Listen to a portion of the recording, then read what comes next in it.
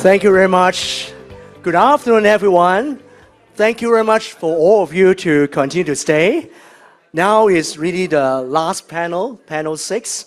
I'm sure that all of you has been enjoy a very good keynote speech and also all 5 panels here. But Madeline should want to save one of the best at the end. So now is the topic sustainability, which I think that definitely is really a hot topic. Let me introduce myself first. I'm Martin Lee, CFO and Executive Directors of Heng An International. Before I pass the mic to all the 3 honorable speakers, let me introduce myself and also our company. Heng An International is a manufacturer of tissue, sanitary napkin, and diapers in mainland China, and also exports to different parts of the world. And where we connected to Canada is that all of you may know that actually we use a lot of the wood pulp, which is the raw material for the tissue. And we import a lot of the wood pulp from Canada. And then after we produce the semi-finished product called jumbo rolls and tissue, we export back to Canada. So that's why we have a very good connection with the Canadian community. And all talking about the sustainability is really a very hot topic for us. And I'm really, really eager to listen to all our honorable speakers to speak about. Today's topic is diversified economy, investment in sustainability, and environmental protections. And I think talking about diversify and diversity, I think that we have been very honored to have 3 diversified companies that are talking about their ESG journey, from Patrick, from Kirill, and also from Rita. I will pass the mic to them in a minute to share about their ESG journey. So maybe first start with Patrick. Thank you for your introduction. Thank you. Hello, everyone. I'm Patrick Lam. I'm CEO at FSC Lifestyle. What we do is we provide day-to-day service to most people in Hong Kong and also in China. So what I do is really old-fashioned economy, from property management, your estate officer when you go home, your security guard, your cleaner, your disinfection team. If you've got a garden, your landscaping company, maintenance team. And as well, I also have a very big engineering company. And what I do is all your plumbing work, electrician work, water drainage systems. I have about 27,000 people under my employ. 85% of my business in Hong Kong and the rest in China and Macau. And if you believe me, 27,000 people is 27,000 headaches a day. So not very easy. But there you go. Over to you. There you go. Thank you. I'm representing Air Canada. I want to think everyone knows what our core business is. Thank you. So we are Canada's largest airline, flag carrier. We connect people, cargo, to about 200 cities worldwide. We carried 47 million passengers in 2024. And what else? We are a founder of Star Alliance, the leading airline alliance of the world. We hire 35,000 employees worldwide, and we regularly ranked Canada's top employers. Bragging continues. We won Skytrax awards, quite many, multiple awards in 2025. Skytrax is aviation industry version of Academy Award. We are very, very keen to gain awards from that organization. We won the Best North American Airline Award and Best Crew in North America. And we won the Best Business Class Lounge Catering in the world. So, which is quite, I'm not sure if you have been to Toronto Signature Suite Lounge or Vancouver Signature Suite Lounge, but they offer fabulous catering. So I hope you will have a chance to visit that lounge. Oh, okay. So we invest into sustainability, innovation, community partnerships, to make sure that we grow in a responsible manner, focusing on the future of future generations. Thank you. Over to you. Hi, thank you. Good afternoon, everyone. Thank you for having me here. My name is Rita, and I'm the owner of Mystic Island Winery in Choushan Valley, Yantai City, Shandong Province in China. So we started investing, it's a Hong Kong company. We started investing into Choushan in 2008. My husband, Casey Kong, he's in private equity investment. He invested a pharmaceutical company in Yantai, and there the local government approached him and asked him to help find investors to transform a rural area to a premium wine district. So it used to be very rural in the area. So we thought it was a brilliant idea and it was a good opportunity for us to contribute to people. So we decided to invest some money, more of effort and time for a start. So at the beginning, it wasn't that difficult. It basically, we invested in, and immediately a bunch of farmers has a full-time job because people there relied solely on fruit growing at the time. And so it's more like giving a future to that place. So we felt really rewarding in our heart. So we don't know viticulture ourselves at the time. So we found someone to help us. And at that time, because this pristine environment really attracted us, so we were asked to make a critical decision whether to go for a mass production winery or to have a boutique premium winery, because the process of growing is very, very different.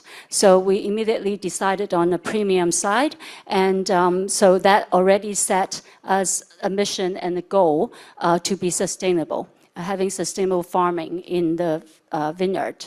And thereafter, so we just followed through the path. Yeah, thank you. Thank you. Thank you. I think it's really exciting already is hearing about the introductions about their story. I think it's really a good pick that in this topic that sharing the best practice. You can hear that each of the company has been receiving a lot of the different awards in representing their ESG contribution in the society. I'm really happy that I'm going to ask more questions to deep dive to their best practices and how they can do it. I think right now, let me start with a little bit of introduction is that I think nowadays the economy is undergoing some transformations, but still there's meeting the climate change and sustainability commitment is still very important. Just like, for example, Patrick has been shared that actually it is the culture that has been embedded in their culture in doing the sustainability. I'm looking forward to hear more from him.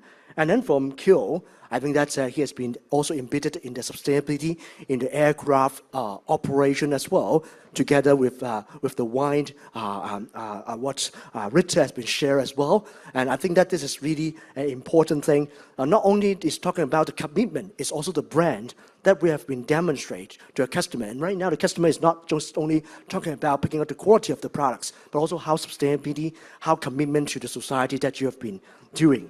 So now, let me ask one question that is commonly for all of you to answer, is that first, sustainability is increasing, as I mentioned, shaping how brands are perceived by the consumers. From your experience, how has the brand positioning around sustainability influenced the customer trust and loyalty? And where do you see the biggest opportunities, but also what is the biggest challenges that you are come across? So maybe I start with Patrick first. I'll start with the hurdles first, the difficult part first. To me, I think the biggest challenge is to just talk about it on paper without doing the actual work. In an organization like myself, where there are so many people, it's easy for management to say, this is what we want to do and what we want to practice. But in reality, when you're at the field, people are ignoring or not paying attention to what you do. So to us, the biggest challenge is change of mindset and it's education. So what we do is training and talk shop all the time. Talk about ESG, talk about our beliefs, talk about what we should do. And I think the most important thing on the entire ESG topic is set the tone from the top, supported myself in actions and in word, and then do the training part, and then there you go. Thank you. I totally agree with that because I can share a little bit of our company example as well. Because I think that driving the sustainability, sometimes individual business units or departments may not be that kind of effective. But so that's why I think that, for example, for Heng An, our case, we have starting to step by step to set up a hierarchy, a tone at the top. So we started with, we have the ESG, we have the board level, and we have the ESG committee. And this kind of committee and also set out all the strategies and also the practices that the companies need to abide to commit to the society and the environmental friendly part. And then it will deep dive to down to different society level. Then I think that this will very efficient to push the ESG initiative down into every part of the society. So this is that same share with the same belief as you as well. So Kyo, I pass to you. So airline over scale, sustainability is not brown positioning, it's our responsibility. We need to reduce our glasshouse carbon gas emission, aligning with Canadian government's goal. We have a net zero goal by 2050. And that aligns with the Canadian government and also International Air Traffic Association and the International Civil Aviation Organization's goal. And also the Paris Agreement aims to control the global warming way below 2 centigrade. So in order for us to achieve that net zero 2050 goal, we set progressive targets. So that by 2030, we want to reduce the carbon emission by 20% through air operation compared to the 2019 level, and 30% from the ground operation.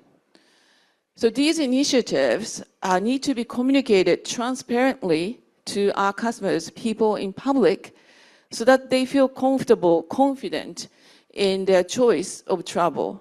It is important and essential for us to have people in the world have a trust in us as a responsible global connector. So we launched our first vintage in 2019, and since then we noticed a noticeable shift of consumer preferences, and they make informed choices. So to us, I felt that our consumers are not just looking for a drink, beverage, they're looking for something more meaningful. They want to dig deep into understanding how you make your wine and why you're doing so. So when we told them about the sustainability practice that we are practicing, they really want to come to the winery to see it themselves, to understand what we do and why we're doing that. And I think that actually reflecting that our customers or current, the consumers has switched to make informed decisions. They're not just buying anything, and they choose something that reflect their commitment to the same thing, to environment protection, to healthy lifestyle, healthy living, and so on. So, and with challenges, there are challenges for us because we actually went into that way quite early on, so it might not be as difficult because the mission was formed and everything to us is along that path. But there are challenges, like I think doing sustainable practices is costly. Okay, it's not cheap, and also sometimes you really consider when you bring up the cost. No matter how good you are your clients going to buy it? Are they going to support it, right? But I think it's not just a trend, but it's turning into a necessity, like everybody wants it, right? So I think it's a long-term investment, it's a long-term goal that we need to embrace. And also I think getting everybody on the same page, just like Patrick just mentioned, sometimes is also difficult. We do a lot of training to make sure that our staff understand why we're doing this and be on the same page. Thank you, Rita. I totally share with three of you, the speakers. I think that sometimes when doing the sustainability is costly, because for example, as us, as a tissue producers, we have different class of the tissue. And for example, one of the highest class of the tissue called FSC certified tissue, it is most costly. And also we need to charge the highest price to our customers. In some of the jurisdiction, when we sell our discount products, the people are more than welcome because they need to have discount certification before to buy these products. But for example, when we sell back to, for example, mainland China, we need to educate them in a more long run whether they need to pay, for example, 10% higher or 20% higher to buy discount products. But it's a journey. It's worth for us to try to save the environment. Okay, so let's move back to Patrick. I ask you another perspective question is that you have mentioned that sustainability can be very broad. And then at FSC, you have structured into 5 Ps. Principles of governance, people, products and services, prosperity, and planet. Could you briefly explain what each of the 5 Ps represents? And among them, what are your current priorities for FSC? Thank you. Okay. To us, ESG is really something holistic. It's not only confining to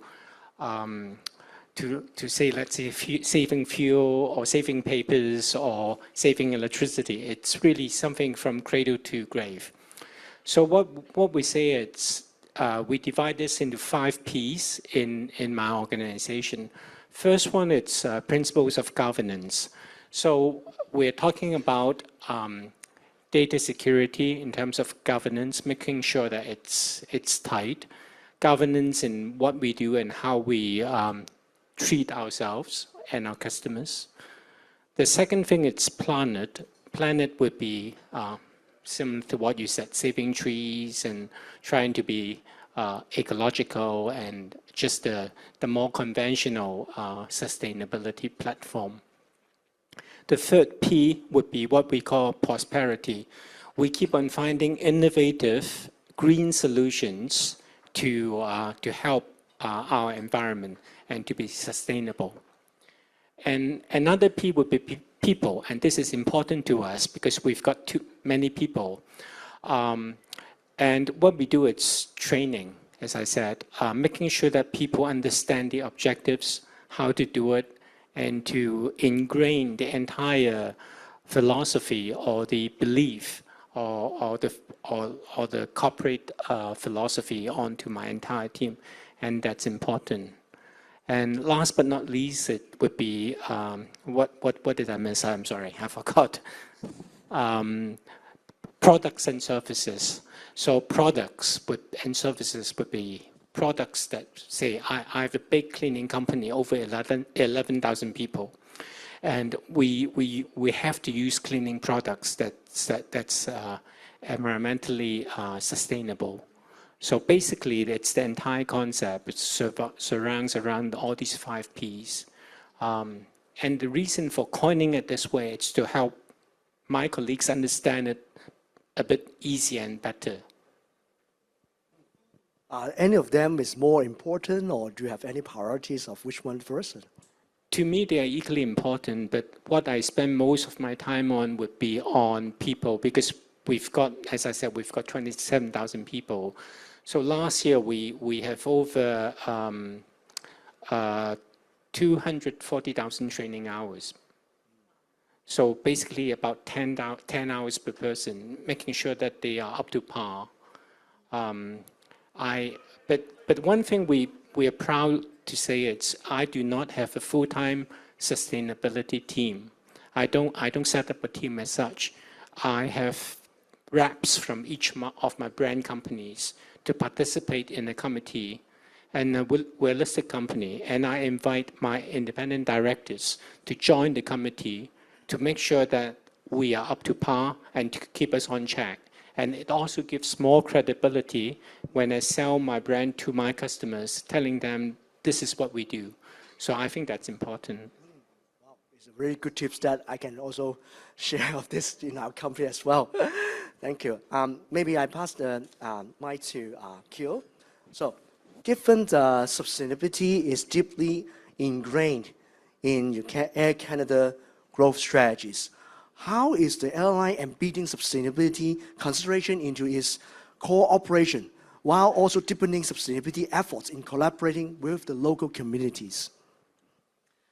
Yeah, thank you for the question. Air Canada is embedding sustainability in all aspects of our operation. New fleet strategy is core.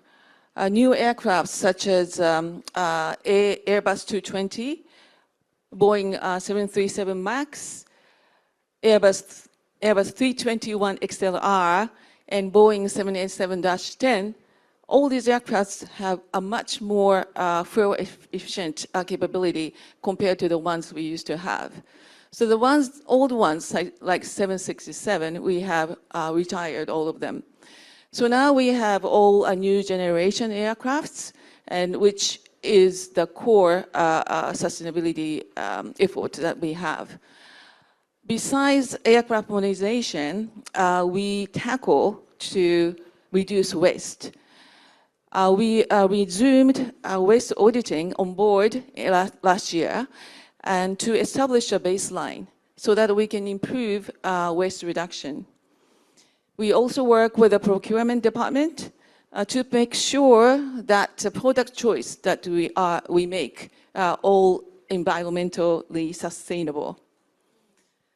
And we do uniform recycling. The retired uniforms, we either donate, repurpose, or recycle. And local community collaboration is also very, very important.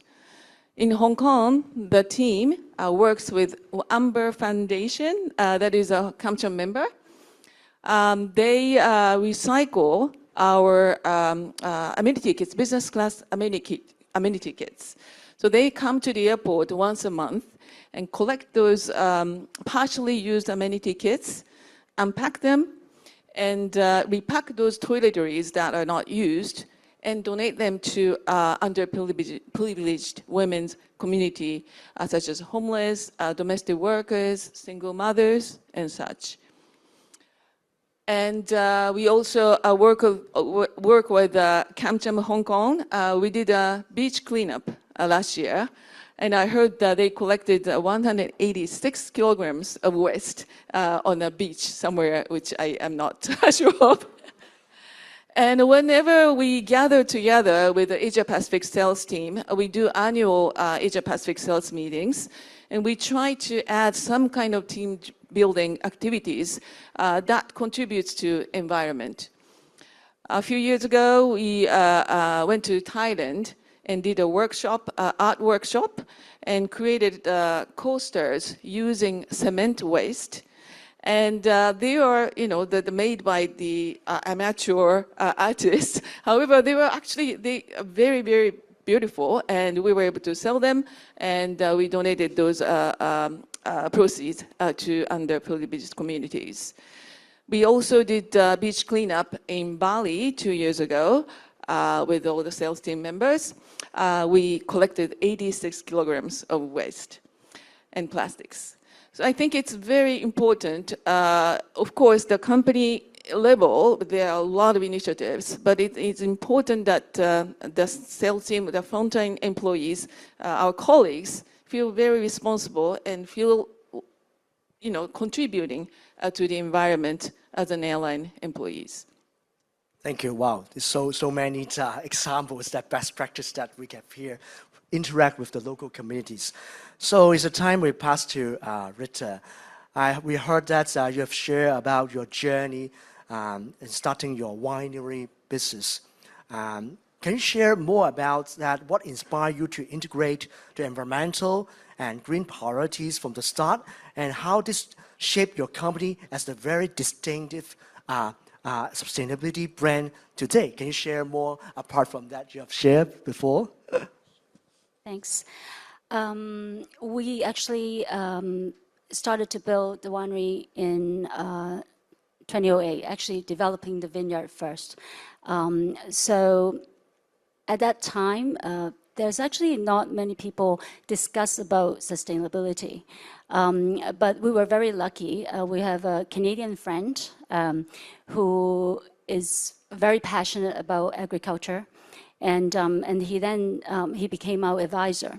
And then he also introduced our first viticulturalist, also an expert from Ontario, Canada. And I actually lived in Canada in the 80s and the 90s. And I have to say, at that time in Canada, in Vancouver, I already see that sustainability is embedded and is actually being put into the city planning and all that. So it actually, in Canada, is not a surprise. They started very early. So we really have us on the same page with our experts. And they just asked one question and said, do you want to make premium wines? And, do you want to do that? And then we said yes. And they said, well, then that's the only way to do it is to be sustainable. Okay, so basically he came in and they came in and gave us, analyzed the soil, the land, and then give us a very intensive proposal and taught us how to develop that land. So David and Kevin, they actually helped us for the first 10, 12 years, giving us a lot of advice, helping us learning how to do it. And so I think they inspired us a lot and have taught the local farmers as well. But I have to say, the local farmers, they are actually, they don't have the money to buy pesticides and things like that. So they are very organic. They are actually very sustainable. So we're there to protect them and protect the environment, and they're there to safeguard their home. So so we work well together, and that's how we continue to use sustainability methods. Thank you. Okay, maybe I pass back to Patrick. You have, your group has an operate a variety of the business units, diversified portfolio, property management, city services, and engineering. So how do you ensure the ESG priorities that you have been set up in the group level, while that has been operating in these three business units, or various of the business units, while also allowing individual business units to have the flexibility to address their own sector sustainability risks and opportunities? Can you share about this to us? Thank you. I think I've briefly covered that just when I started. I think the first thing is the importance of the tone from the top. So I have always made it abundantly clear that this is one of our sustainability. It's one of the key corporate goals. So everybody knows that in the organization. I keep repeating that in most of the important meetings. And I think setting the tone from the top, it's important in supporting it. The other thing that we do, it's we have this sustainability committee with reps from each of our business units, and they would brainstorm and then act together. So they would also bring back whatever the committee has decided to their own business unit. And then some of them would be corporate initiatives, some of them would be business unit specific. So that's how we do it. I think the most important thing is this is all teamwork, and this is all communications and support. It's a selling process. It's not something that you just say, please do this. It doesn't work like that. So it's like preaching and keep talking about what you believe in and showcasing it. And I think the fact that last year we won 28 awards just on sustainability, it's a reflection on what the teams have achieved. And this is important because it encourages them. The recognition gives them the confidence and the faith in what we're preaching. So I think that's important. So, but to sum up, I think the most important element is communications and training. I think that's a key to success. And Patrick, to you is that I think the sustainability committees that you're running, I presume is a regular meetup on a, say, monthly or quarterly basis, so that you can have a better or regularly interact with the different business units leaders. Oh, much more than that. It will be a very regular setup that I believe they meet at least 4 times, maybe every week. It depends. If there is going to be a project, then they meet more often. Otherwise, they would have at least 4 to 6 meetings a year on an official basis, because my independent directors will come. And then we also invite people or colleagues not in the committee to join the activities. And that's good because we have more buy-in. Thank you. Thank you. Oh, Kyo, let me pass back to you. The aviation topic as well. Aviation has been recognized as one of the sectors with the highest carbon emissions intensity. I've heard that you have set different carbon emissions reductions targets. But I think that despite that, right now is the rapid growth of the Asia-Pacific market. How is the airline strategically expanding its route in the region with ESG consideration integrated to balance its business growth, aspiration, and your long-term decarbonization commitments? Can you share about your tips on that? Thank you. Yes, this is close to my heart. Air Canada has long operated non-stop flights to Asia-Pacific region, to Hong Kong, Japan, Narita, Haneda, and Osaka, Seoul, Incheon, China, Beijing, Shanghai, Australia, Brisbane and Sydney, New Zealand, Auckland in New Zealand. After the pandemic, we expanded our reach to Southeast Asia markets. We first launched Bangkok, Vancouver service, followed by Singapore, Vancouver service. And last year, we launched Manila, Vancouver service. So it's a lot of carbon, maybe greenhouse gas emission. However, we always use the main aircraft that we use is 787 Dreamliner-9.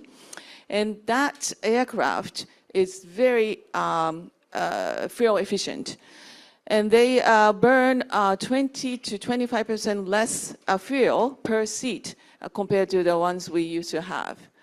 And then we are going to deploy 787-9 in the future, which is supposed to be delivered by 2028. And that will come to one of those APAC services. So we'll make sure that we will continue to use the next generation aircraft. This is the expanding in Southeast Asia is very important, as Canada is focusing on Indo-Pacific strategy, and there is a strong, high ambition to diversify economic ties with various countries. So we want to align with Canada's direction and also our aspiration to be top 10 carriers in the world. In order for us to grow with a sustainable way, not just aircraft modernization, but operation efficiency is important too. Since 2016, we have implemented 120 initiatives to improve operational efficiency.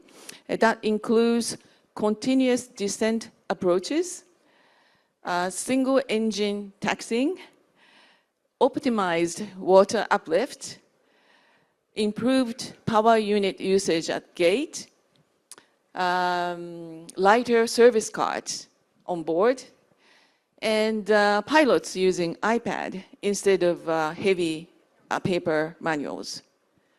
So all these initiatives are very, very important for us to grow in APAC, contributing our net zero goal by 2050.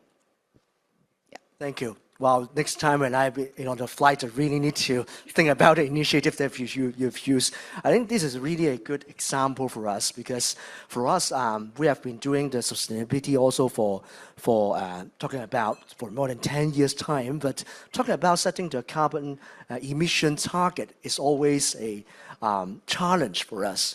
Because we always, this question when I write is really need to balance always about how you balance about the growth of your business and also talking about how to reduce your carbon emissions. Because sometimes it's that when you grow your business, then your carbon emissions is not that easy to reduce. But so appreciate that we can see your commitment and initiative. I think that you have, can you also share with us your pain point that when it's setting about this setting of these initiatives, is it a long journey or is it already embedded in your whole organization? Is the culture that you set up this initiatives? Is it a long journey or yeah?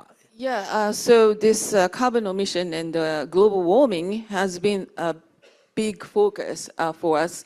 So we set this gradual target of 2030 in 2021 March. So around the pandemic time, we started really focusing on this type of initiatives. We have a strong ESG team that only focuses on such a sustainability in our company. So it's a long journey, and we know that the goal is 2050 and 2030. So it's not, it's a short term, but the implementing these initiatives little by little, we have 120 now, and it will be increased every day, with different effective initiatives. So it's ongoing effort, everyone. Thank you. Okay, then I pass back to Rita again. We have heard that your company, Mystery Wine, position sustainability is a core part of your brand identity and has received a lot of the green and environmental awards. May I know how you perceive the value of sustainability within of wine and lifestyle? In particular, how does it influence the purchasing decision of the younger consumer groups? Additionally, could you share some of your company initiatives and practices related to this commitment to us? Thank you. I think the sector has proven to be more sustainable conscious. So because it directly relates to the quality of grapes that we have to make our wine. So I think the younger generation, they are very concerned with the environment and also with people. To them, it's not just a brand or just a trend. To them, it's part of their life. It's the future, right? So like my children, they're adults, but when they buy things, they make informed decision about what they're buying and why they're buying it and where this material came from. So this would be, it's not a choice, it's their habit, it's their behavior.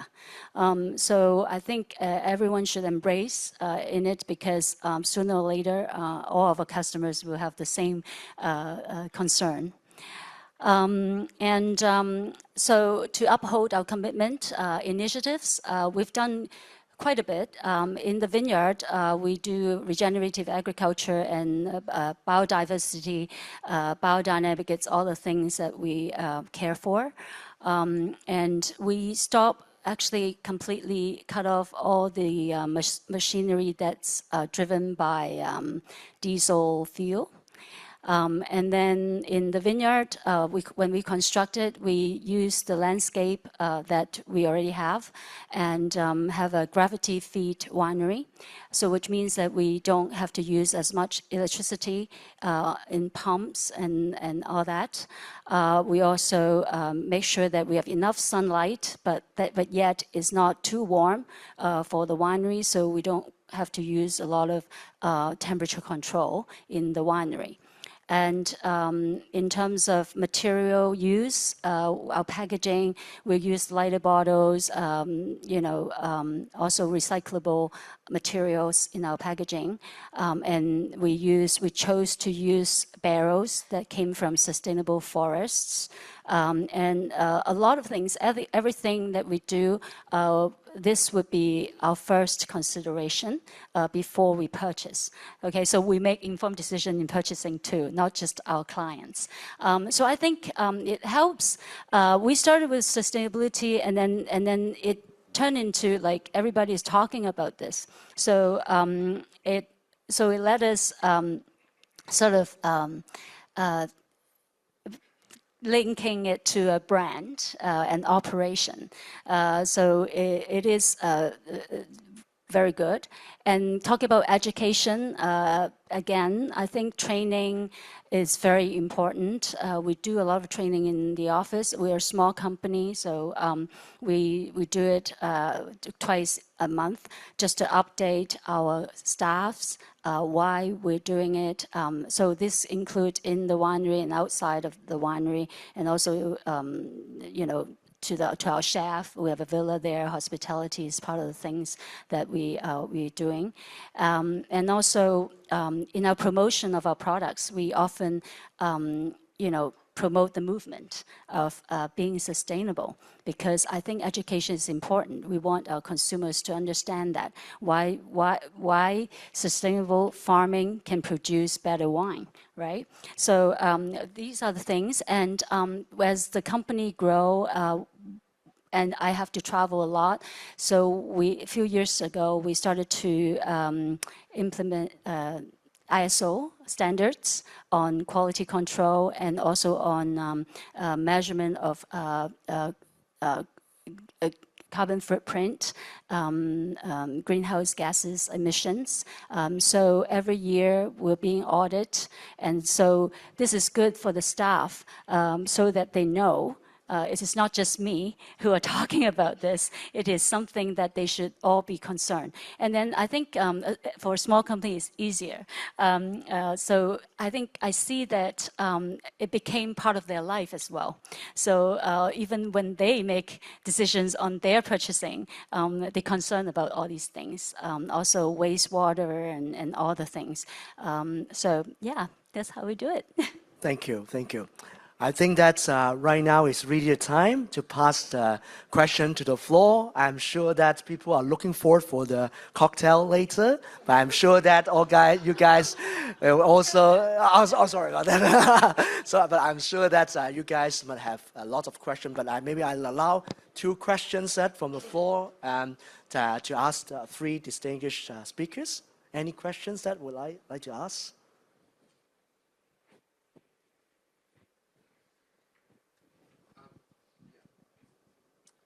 Thank you.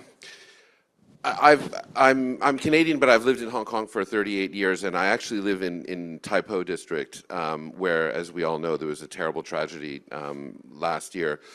While maybe not directly related to sustainability, I'm certainly have been around enough building sites and whatnot to know that property development and whatnot is not the most sustainable, the way things are done, even the way buildings are built. So I'm just wondering if you can Patrick, maybe address, when you have a tragedy like that, is it strong enough to make people like, oh my God, we really have to do some changes? Because some of the things we've now learned that were happening in Tai Po were not exactly sustainable.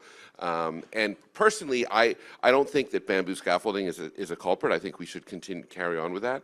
But so I don't want to focus on it, but it's really more your question about mindset. And also, when you were saying about beach cleaning. I go hiking in Tai Po in the New Territories every weekend. I come back with a bag full of garbage that people just throw on the ground. And that's all mindset also. So I'm just wondering if something like this we can take something terrible that happened in Hong Kong and maybe turn it around for sort of future improvements? Thank you. First, thank you for the question. That's a very fair question and an excellent question. It's a tragic accident, but I think the outcome is actually healthy in the sense that my colleagues, my property management team, it's are very intense now in terms of safety, in terms of fire regulations. As I said when I started, there's always policies and regulations, but people tend to overlook it or do not pay enough attention to it. Now that the tragedy has occurred, people are really serious about little, really petty things, and so many checks every day. So I'm tacitly, I'm really pleased about that in that aspect. You talked earlier about being more environmentally friendly as a builder. In fact, we do. In fact, not only we do, but also that's what the government is pushing. We do a lot of off-site fabrications so that when we assemble, it's all done in small parts, and then we assemble together in the site. That's what we're pushing. So I hope I've answered your question. Any further questions?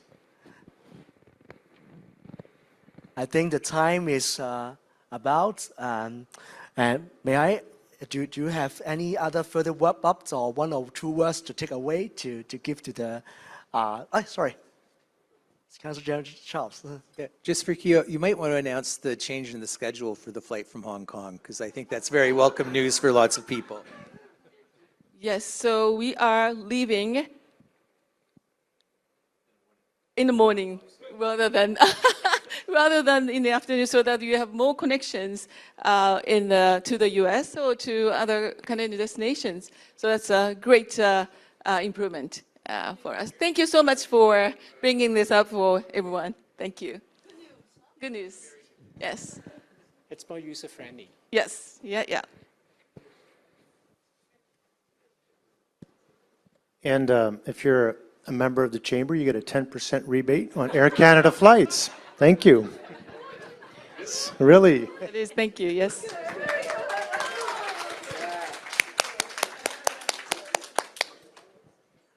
Okay, so, yep, sorry.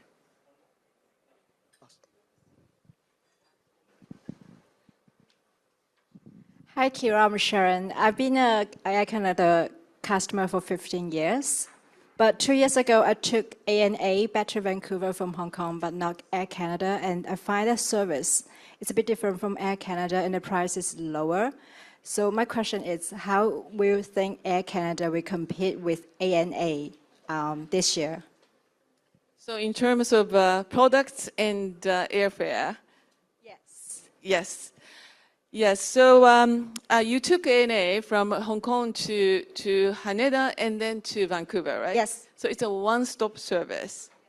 But we fly directly to Vancouver from Hong Kong. That's the big advantage of flying Air Canada. But if you are thinking about pricing, it's so dynamic right now. How we price airfares is very, very dynamic. And we tend to have a very good inbound demand from Canada and US to Asia Pacific right now, because I think our exchange rates are pretty favorable for Canadians and US. So our flights tend to be fuller by those inbound travelers. So by the time we try to sell our seats in Asia Pacific, sometimes the seats that are left are limited, so that you may get higher prices. And that's very dynamic. We don't mean to do it. It's just, it happens that way. And ANA, sometimes they have many seats available. And that's why they have to slash the fare. You know, it's a business, and I know you want cheaper fares, but please use Chamber of Commerce 10% discounts. Thank you. We'll continue to improve our products in the the economy class meal, and everything is always looked at, and our products are continuing to improve. So please look forward to it. Thank you.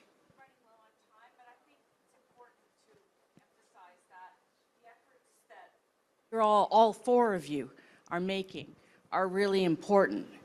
And so from governance to materials to regenerative agriculture and to long-term planning on how to address greenhouse gas emissions.